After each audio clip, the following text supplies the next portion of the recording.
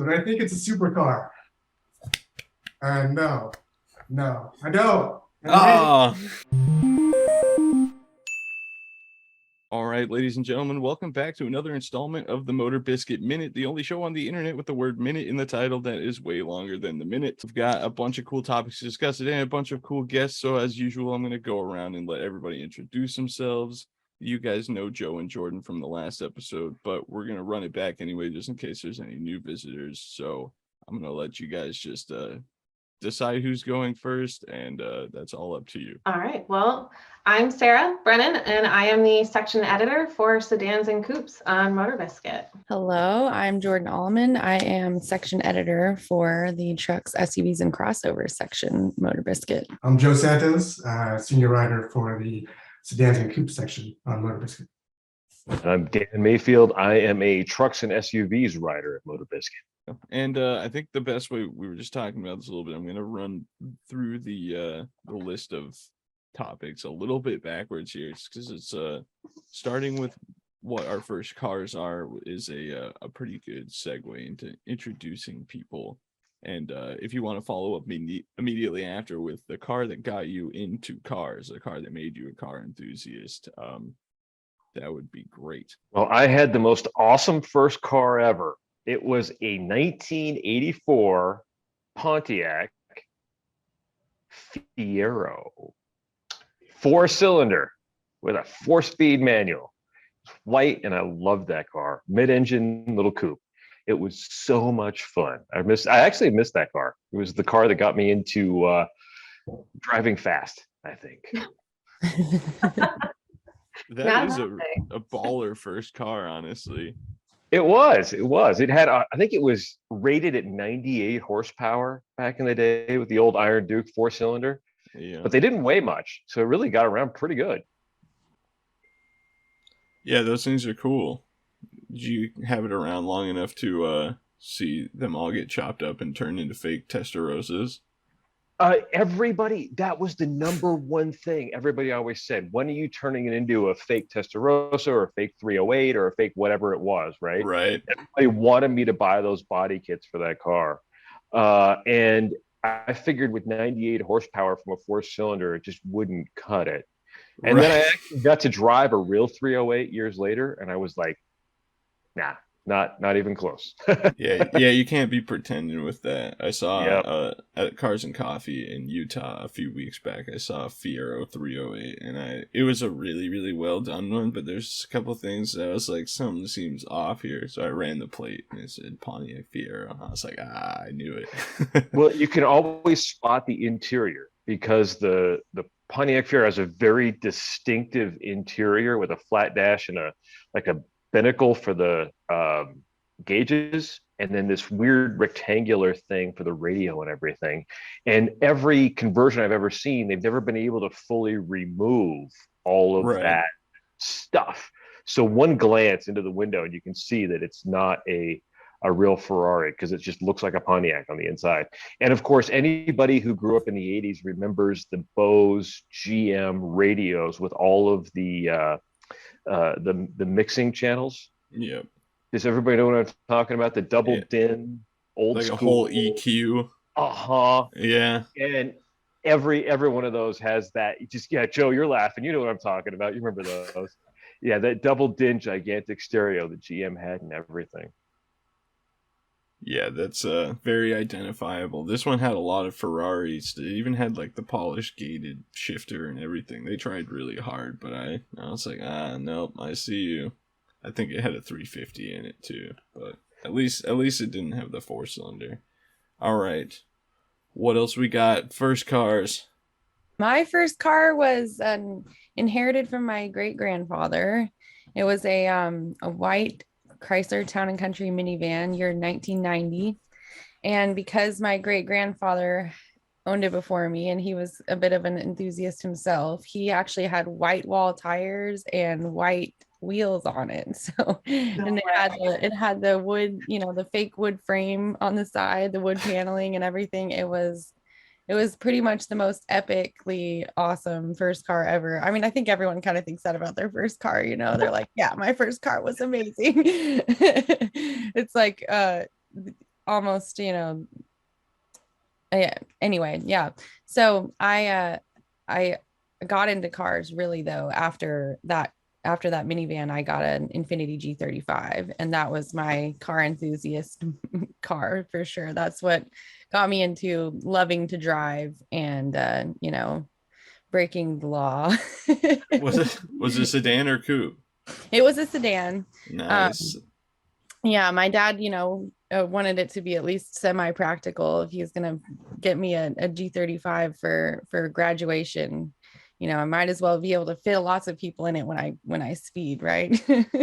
See, So- my drift car is a G35 sedan, and I love it because I can just throw a whole wall of tires and wheels in the back seat when I go places. It's great. Yeah. Put Isn't the it whole like bumper in there? eggplant purple? Yeah, color? it's like it's a dark metallic purple, and it's actually got a bunch of vinyl on it now, green and yellow, because I kind of painted it purple because of the Voodoo P51, which is like a Reno Air Racer P51.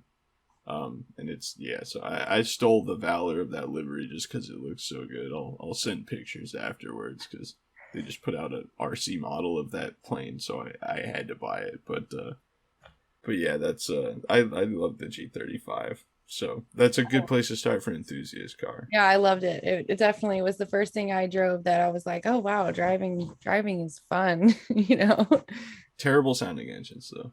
I'm sorry, VQ enthusiast, but as a person who has a straight piped one, I'm allowed to say they sound awful. Yeah, I don't think at that point I definitely wasn't enough of a car enthusiast to even think about whether or not the engine sounded good. So it was all fine for me. All right. I believe you're up next, Sarah. Sure. So my first car was actually a Scion TC. And I remember being absolutely fascinated with that car when I got my permit. And my parents told me that they were like open to the idea of me actually having my own car. And I'll never forget the salesman warning my dad that this was a very, very bad idea to get me a Scion TC as a 16-year-old kid. And I crashed it the first week I had it. Oh. Did it have and it was super embarrassing. I backed it into a garage door and took out the entire side panel. But I did eventually get the car back. And much like everyone else, I spent a significant amount of time speeding, unfortunately. It was such a fun car to drive. And despite it being a coupe, we would pack as many people as we could into that tiny little car all the time and take it down to the beach, traveling, whatever it was. And it was just it was fun to drive. Unfortunately, I eventually had to get rid of it. There is a light down in the area where my parents live, and I got rear-ended at it like 4 different times in 2 years. And my parents were like, "You're done with this car. It's obviously very bad luck for you. Like, we're getting rid of it. You have no choice." Did it have the factory subwoofer? I believe so. Yeah. I didn't know that was a thing until I bought one of those. I had one for a while, and I was like, whoa, they really were marketing to the teenagers, huh? Worked pretty good, I guess. Oh, it totally did. It was so I actually used to book concerts in high school and had my own business. And a couple of the guys I worked with, they obviously had their own bands, would record, whatever.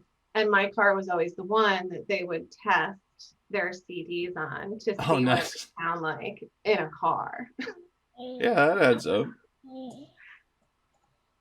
All right, Joe, you're up. All right, my first car was a 1987 Honda Civic. And, it had like a carbureted 4-cylinder engine, 70 horsepower, 4-speed auto, right? Roll up windows, broken AC, all that stuff. And I bring that up because it wasn't just your regular 87 Civic. So I have 2 older brothers, and it was basically a hand-me-down through all of us. And by the time I got it, my older brother, who just started getting into like the whole tuner scene back before Fast and Furious and all that stuff, he had took it upon himself to lower it by 3 inches, and he installed a 5-inch exhaust tip on it. That was just this massive thing. I mean, it looked like the most ridiculous little like grocery getter car, and all the stickers, but the stickers all over it. So by the time I got it, it was just riced out, like 70 horsepower beast, which I thought at the time was kind of cool. I don't know. I thought it was kind of cool. And yeah, I ended up trying to race people and losing terribly. And I think I ended up blowing the engine. Even though piston rings went out. Apparently you're not supposed to do that with a carbureted, 70 horsepower Civic. But anyway, yeah, so that's pretty much what got me into cars too. I think that was reading car magazines. Yeah, I was gonna say your love for Honda stuck around too, because I'm sure some people know we have an S2000, so that's like the perfect transitional upgrade from Civic over the years is to land on an S2000. You just gotta get an NSX next.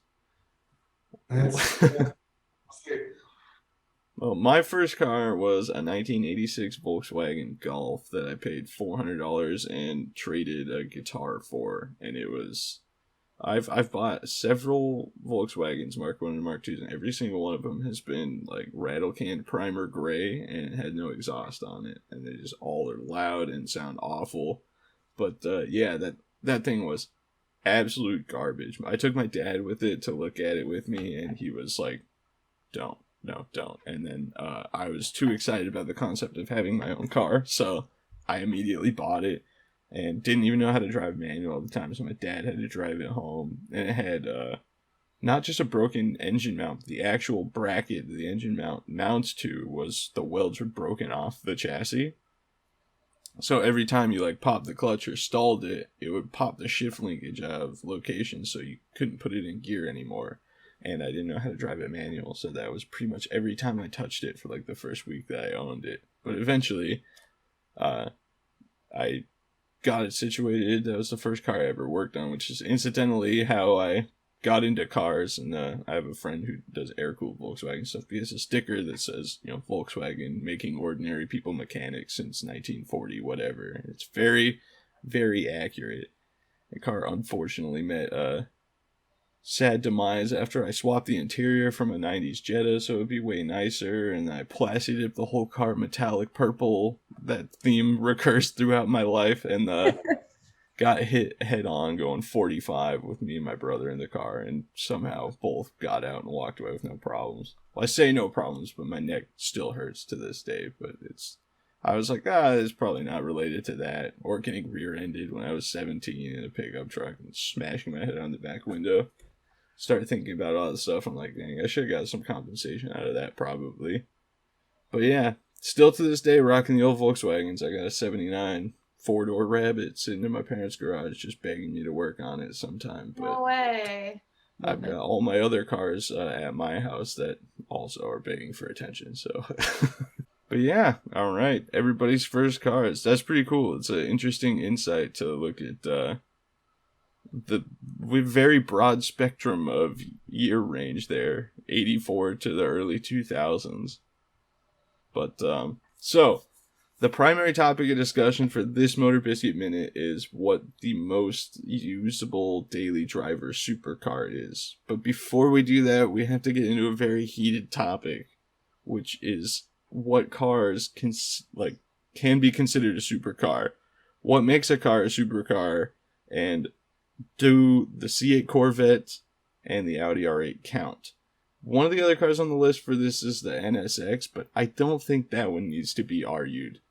But maybe I'm wrong. Maybe people feel the other way about that. So, if we can, I'd like to go around and get everybody's opinions on the C8 and the R8. And if you want to throw in the NSX, go for it. Make your case for why it is or isn't a supercar. Sure. All right. Well, I know the R8 is a beast of a car. I've been in one. I have not driven one. And they both come in both V8s and V10s in those, and you can get those blades on the back painted any color you want, which I think is just rad.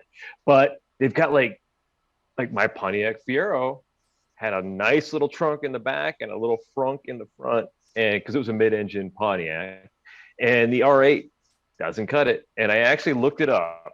Believe it or not, the R8 has 100 liters of storage in the back, which is about 3/4 of a mini fridge. So, okay. And then you compare that to, I was looking at other things. The McLaren GT actually has 570 liters because it's got a little extra seat there. 911s are about a mini fridge worth, about 150 liters.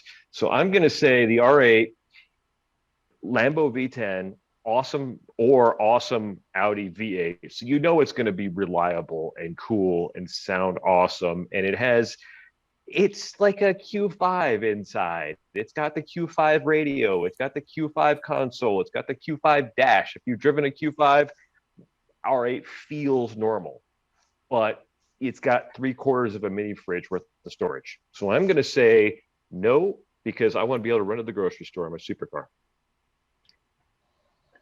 Gotcha. So you're saying it is a supercar, but it isn't the best daily drivable one. Okay. That's my position on the R8. All right. And what about the C8? C8, I could not find a storage anything for the C8, but I've seen them at the Cars and Coffee. They have a trunk in the back. They got a trunk in the front. They got some space actually behind the seats. You can put stuff. They got a little cubby hole back there. They actually have some room. So I think it's a little bit better. The one thing with the C8 that does make it a little bit more of a daily driver is the ability to raise the front so you can get over speed bumps, which is pretty rad. I've driven some other mid-engine fast cars through the years, and they don't have that. And you got to like pull it like a lowrider, like your Snoop Dogg in 1992, and do like the whole like diagonal, go over the speed bump thing. And some of the other Joe's nodding like he's like, I've been there. And with the C8, you just raise the front end and you can get up over anything. It really, Chevy did a great job. It's more of a daily driver than the C7. The C7 didn't have that. It was too low. Every time I see one of those things, the front end is all scraped up, right?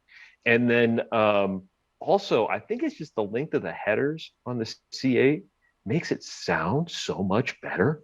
Like C7, C6s, they sounded fine once you put like some big pipes on them and things. But every C8 just sounds unbelievable because it's got those shorty headers coming out the back. And they really did a good job making it sound right when you get on it. But when you're driving around, it seems to be all right.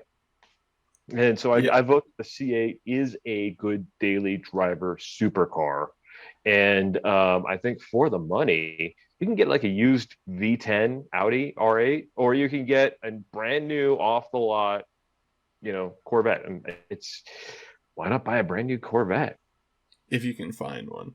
I will say too, the nose lift is an option that the one I drove did not have. So I was very, very careful, especially when they gave it to me. I was pulling out of the dealership lot, and I used to work at a sandwich delivery shop near that dealership. So I knew that it has like this very notorious dip when leaving that dealership that it destroys bumpers. And they gave me the keys, and they're all standing outside because it's a nice day. And I was like, oh my God, just going so slow with that thing. I was like, don't scrape it. And it still did a little bit, but just, and I was like, okay, I can't afford this. But yes, the nose lift is a very beneficial thing to have, but it is an option. I don't even know if you can get it on the 1LT cars, but for, I believe the 2LT and 3LT, you definitely can. Does anybody know if that's a hydraulic lift or electronic lift or an air suspension lift? I don't know what it is. I know in the Lambos, it's a hydraulic. I would think it's hydraulic on the C8s as well, just because they have, I don't know, they have dynamic suspension, so maybe it is electronic. It's hydraulic. But all right, so far Team C8 is a supercar, which is the same team I'm on. I'll make my case for that later, but so I believe that keep that rotation going puts us at Jordan. Well, I pulled up my handy dandy Google browser to see if I could find a good definition of a supercar, and I thought it was really funny and ironic that progressive.com is the first thing that came up in definition of what a supercar is. So I'm going to read the definition. The definition of a supercar, according to Progressive, describes an expensive car that's flashy, fast, luxurious, and prestigious. Think of a supercar as top of the line, best of the best. So on that note, I think that since that is a pretty general classification for a supercar, I think that all of these would probably would probably fit into that category. I know some people say this of also all three models, the NSX, the R8, and the C8, that they are like entry level type supercars, or I think some people call them borderline supercars. They're kind of, they're what get you into that supercar world, or maybe it's your first one or it's the one you can afford. So yeah, I think given all those parameters, I would say these three fit just right in there. And as far as daily driving one, I really can't imagine driving any of them daily, but but I think I'd have to agree that the C8 might be the one that I would choose to drive every day, just based on which one I personally like the most. And when it comes to supercars, I think that that's really what they're all about, is like you want to just really like it and feel awesome about it. And of the three, that's my favorite one, and so that would be my choice for a daily driver. Red, yeah, they are. They're great. I love the C8. All right, Sarah, you're up. Cool. All right. So I would absolutely agree with the supercar definition that they all kind of fall into that supercar realm. They're obviously flashy. They're fast. Like, you'll turn your head if they drive by you. Like, you're going to notice all three of these cars. But when it comes to daily driver, so I will say the Corvette is hands down my favorite of all three vehicles. And Dan brought up some great points that were the first things that I thought of when he posted these three cars and the discussion questions. So of the three, the Corvette does have the most trunk volume. So that is, if you're looking for a daily driver, grocery shopping, any sort of errands, perfect. Like, you've got the space in that car. It is slightly smaller on the interior compared to other vehicles on that list, but that's okay. The other thing that I looked at was ground clearance. So where I live, the roads are not paved that well. Like, they're not great. There's a lot of potholes. We get a lot of snow. It's a mess out there. But of all three of those vehicles, the Corvette has the highest ground clearance. And I have personally seen several Corvettes drive around my area and handle it very well, totally fine, both on gorgeous summer days and really, really crappy weather days where you probably would not want to drive an expensive supercar outside, but they do. So with all of that, like everyone else so far, Corvette would be hands down daily driver performance car that I would choose if I had the money, so, and could find one. Yeah, that's the markup on them is nuts right now. The one that I drove, the sticker price I think was like 74.5, and that dealership was asking like 112,000 for it or something like that, and it's not there anymore. So somebody made a deal, but it's so nuts. But all right, Joe, you're up. All right. So as far as between the three most daily drivable, so I've driven the R8 pretty extensively, and I just have the C8 Corvette. I haven't been an Acura, so just kind of going off what everyone else said in terms of everyday usability, I would definitely vote for C8. Having just had it, you have the two trunks. Mine actually did have the front end lift on there, so that's super came in handy. And I did drive it on like a couple of dirt roads, so it was totally fun. Like, it's pretty fun. Adaptive suspension is great. Overall visibility is really good. The steering is adjustable, so it's like when it comes to tight parking situations, stuff like that, you can loosen it up. So it's actually really kind of comfortable in that way. So all around, I would say the C8 for sure. I have a small, tiny story about the R8 though. That is definitely a drivable car. It's easy to get in and out of. The cabin space is actually really good too. That front trunk that it does have is good enough for groceries. And the funny thing is, the first one that I drove was actually back in like 2009 when it first came out. And when I worked for KBB, I actually had it for a weekend, which was like the coolest thing ever, And so I had it for a weekend, and I go out and I drive to the grocery store. And on the way to the grocery store, some guy tries to race me at the plate, and I'm like, dude, I don't want this and that, and you get thumbs up everywhere, and it's the attention thing. It's great. Right. I get to the grocery store and I park it like outside, like, far away from everything, right? And I'm like, okay, I'll just go in, get a couple things, come out like 5 minutes later. And sure enough, there's 5 middle-aged men standing around the R8, just talking or whatever. And I come up, and this is like, however many years ago, I look like a kid, And I walk up, and they're just kind of looking at me like, and making these jokes like, hey, is this your dad's car? Or I didn't say you could borrow my car. It's like, no, you're driving a Kia Sedan. Is this for me? Yeah. And so, Yeah. you have to feel the questions like, all right, well, I work for the KV, this is what I do both. Right. But my point is with that, it still is drivable. With the R8, you just get a ton of attention, which gets a little annoying. At least the Corvette, it's like, you still get a lot of attention, but like people are kind of used to seeing Corvettes. So, if you want to stay a little bit on the radar, I'd say C8 Corvette for sure. And then all that being said, as far as whether or not it's a supercar, I thought about that the whole week that I was driving, right? And you look at it and you go, okay, well, it's a mid-engine. It's got basically 500 horsepower, rear-wheel drive, looks like a supercar, quacks like a duck, talks like a duck, right? Yep. So I think it's a supercar. No, I don't. Ah. It's two very superficial reasons. Okay, and this is just my perception, and I know everybody disagrees. For me, it comes down to the price point of it and the branding, right? And the reason why. So, and I was trying to think of like examples, so I'll get into it. But basically, because it's a Corvette, it's a Chevy. In my mind, it doesn't really qualify in that kind of supercar category that you would put like Audi R8, Acura NSX, right? And then in terms of pricing, it's half the price, which is great. It's an amazing value. I'm not taking anything away from it. I'm just saying it's a price point in my mind. And so it doesn't really kind of qualify in that level. And again, this is just my perception. And the way that I was kind of looking at it, if you look at like Hyundai and Genesis, right?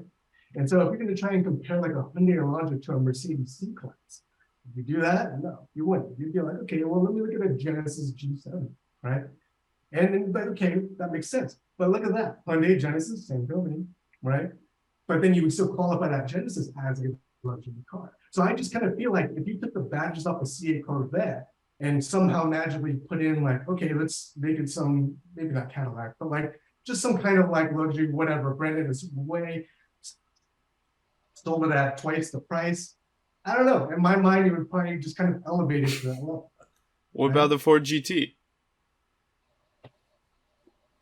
Granted, the current generation Ford GT is way more expensive than the original one was, but I'm pretty sure the 05s were like 125 grand, which is more than a C8, but that, I mean, the upper level C8 3LTs, you'll get close, and the Z06, you'll definitely be able to surpass that mark.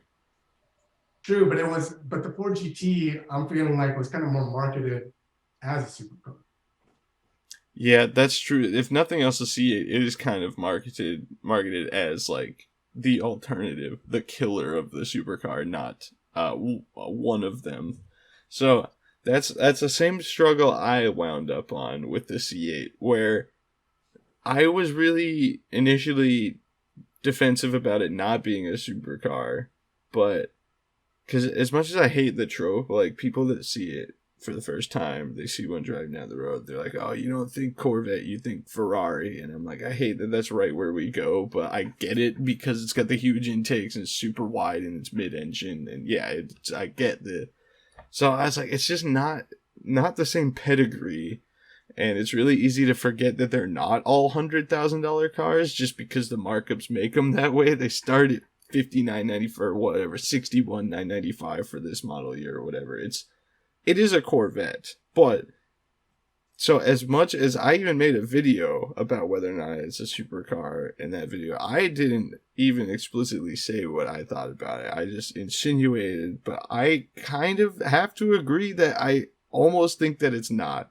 That's a really, I'm on the fence about that one. I think I will be for the rest of my life, because while that's all going on in my head, the stuff you're describing with the R8 is exactly what was happening to me with the Corvette in Boise, Idaho. And I think a lot of it is because somebody thought I was 17 while I was driving it. I feel like I'd look a little bit younger than I actually am. But yeah, I just got so much flack from people. It was so nuts. I took it to Target and I parked way in the back.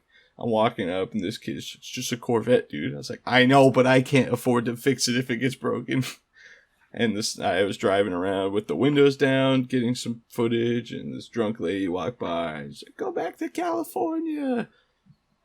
Yeah. Oh, and these skater dudes that I don't think realized I had my window down because I could reach out and touch them, and I was like sitting there just at the light. And one kid's like, "Well, it's a C8," and the other guy's like, "Yeah, it's probably his dad." So I was like, "My dad can't afford this." So. And he just kind of stared at me like he was like, "Oh, I didn't think you were gonna hear that."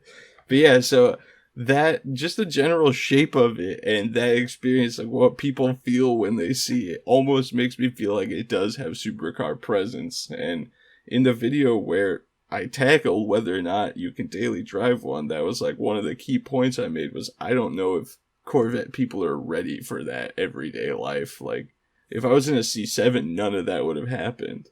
But just because it's a C8, the way it looks, it just like brings in all of the good attention, which is cool.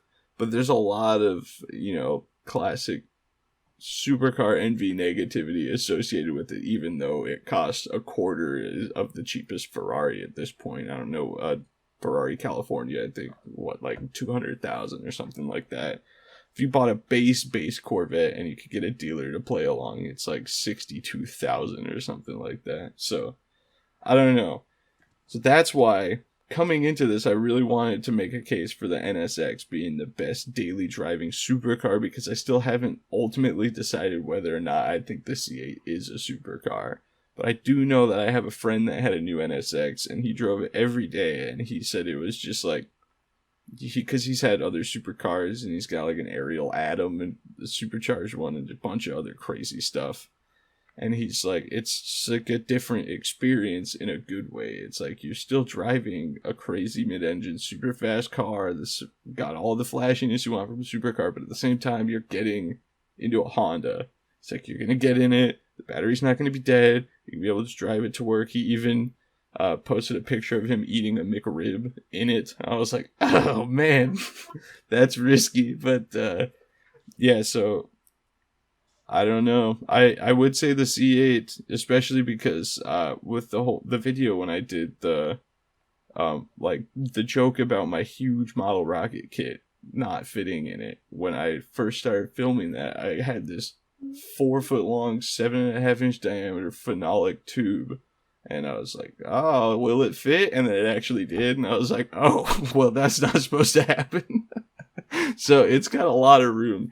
So if we're counting the C8, then yes, the C8 is, in my opinion, the best daily driving supercar. But for those who don't want to consider the C8 a supercar, I'll leave that up to you guys. I think the NSX is the answer.